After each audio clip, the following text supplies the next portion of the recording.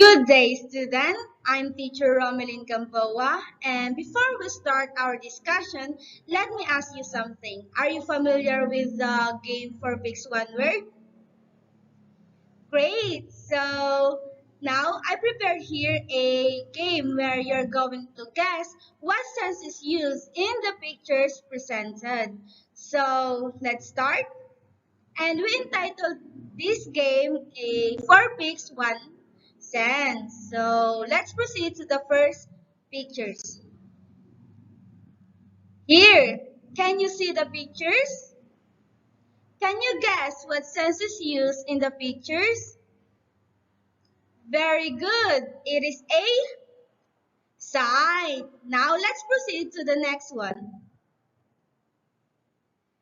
Can you see the pictures? Can you guess what sense is used in the pictures? Excellent. It is a taste. Now, last one. Can you see the pictures? Can you guess what senses used in the pictures? Correct. It is a smell. Now you have already an idea what will be our topic for today. So let's proceed to the discussion. Good day, grade 9 students.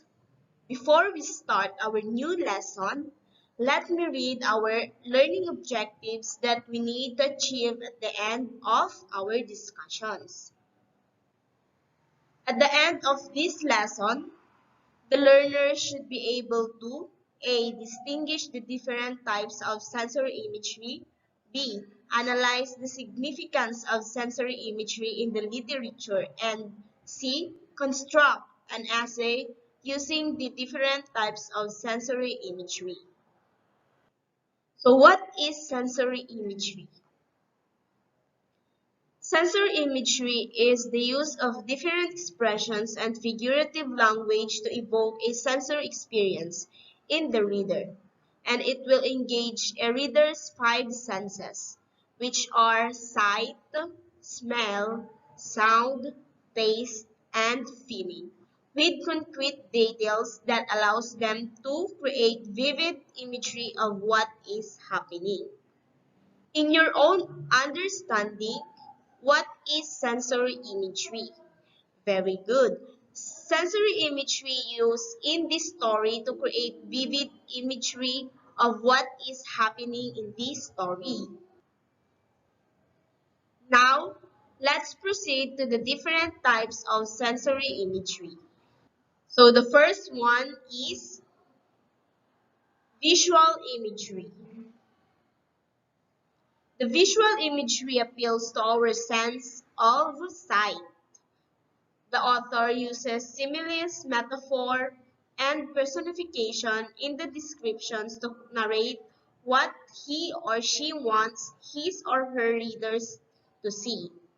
In this type of imagery, what parts of our body we are going to use?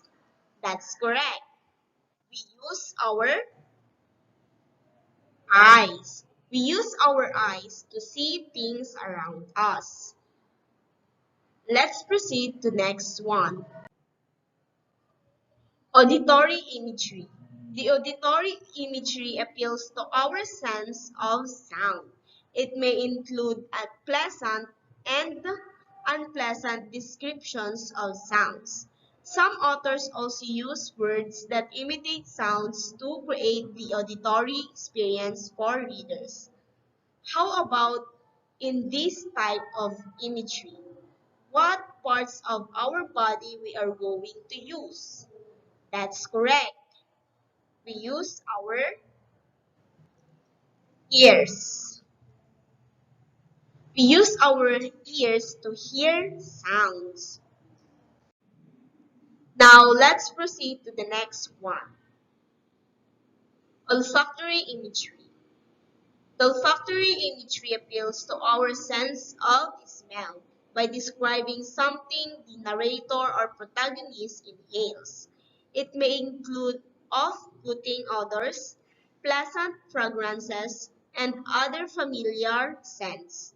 So, what parts of our body we are going to use in this type of imagery.